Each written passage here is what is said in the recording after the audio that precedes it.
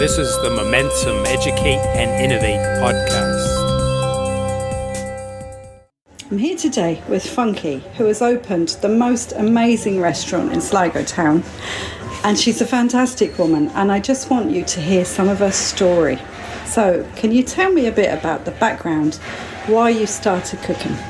My name is Funké Egberongbe, and my background, I am originally from Nigeria, and I'm in Ireland for over 19 years now. And I came into Ireland as an asylum seeker and landed in one of the refugee accommodation where I actually started cooking because I didn't like what we were being offered at the time. So that was how I started cooking. And that kind of, spark of something that led to the restaurant we have today. And did you know anything about Ireland before you arrived? Not really. We just had a friend that told us that Ireland could be the place to. Okay. Yeah. Okay. And that was it. Was it a scary time to move? It was. It was a scary change in the sense that the environment was new for me. The system was new. The people, the language, the accent, so the culture, the weather, everything altogether was, of course, something that I had to really learn over time. And it was scary because I was all by myself. Okay. Yeah, so it was really... So you left your family at home? My family were back home. They were in Nigeria when I came over by myself. Yeah, and I was pregnant at the time. Oh. And how long were you on your own before your family moved over? I was on my own for 7 years. Okay. In the refugee camp. And was that in Dublin or? No, apparently I was transferred from Dublin to Kildare, from Kildare to Sligo, from Sligo back to Mayo, and then back to Sligo. That's tough. So, it's very hard to settle when you're being moved from place to place. Absolutely, and with kids. Yeah. Changing school and all, so. Gosh. And how old were your children when they moved over? My first was 9. Your first was 9? He was 9 years, but I had the other boys here in Ireland, so they knew nothing other than Ireland. Okay.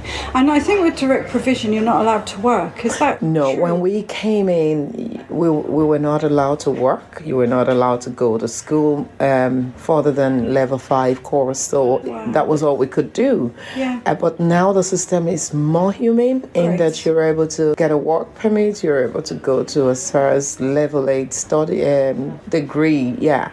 You're able to do that now. Yeah. And you went to college yourself? Oh, I did. When I got my residency permit, I had to start my life afresh again, having spent 10 years in direct provision. Wow. So starting again meant I had to first go to College of Further Education in Sligo, and then I moved on to St. Angela's College in Sligo as well. I did food science, so my first ever degree. So fair play. That's such an amazing story. Yeah. And so when you moved to Ireland, did you speak English? Or was it all new? Oh yes, you did. Yeah, because in my country it was a compulsory subject. You have to pass it. Okay. So English is a form of expression in Nigeria, so we had to. Gosh, so I have English already before coming in. That's so amazing. And then you started cooking from your home? Yes. During lockdown? During lockdown, yeah, absolutely, yeah. That actually kicked off. I was still in college then, but then because of COVID, we couldn't get out. So I started cooking, and that's when I set up my Instagram account. Amazing.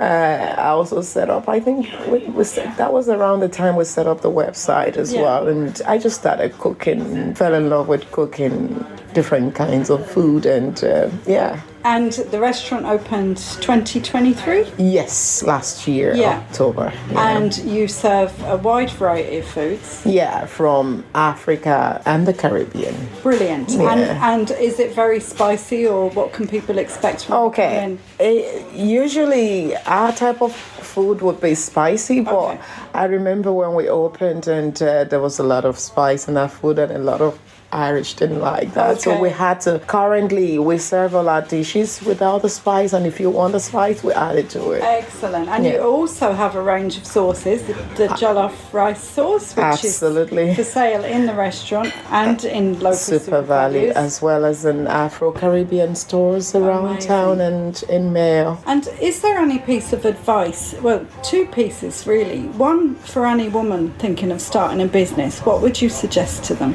So basically what I'd said before now is it's great to have a dream. Like every big thing out there you see, no matter how small, no matter how big, starts with a dream. Yes.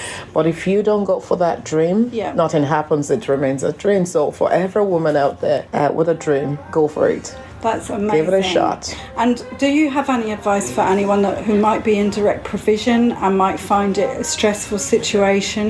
Would you advise them to meet how they could meet people, or start training, or go for a career? What would you suggest? I suppose one of the big things that I learned while in that system was, being open to learn new things. Okay. I never knew how to cook from Nigeria. Wow. So it all began in the Globe House really for me. Yeah. And then I remember I learned to bake in Sligo sauce. Was it Sligo sauce or sauce Sligo? That building there. Yes. That's what it was called at the time. So I went in there for a cookery course. Amazing. Yeah, with my little savings. Then I entered for it. So for everyone in that system, don't just be sitting back. Okay.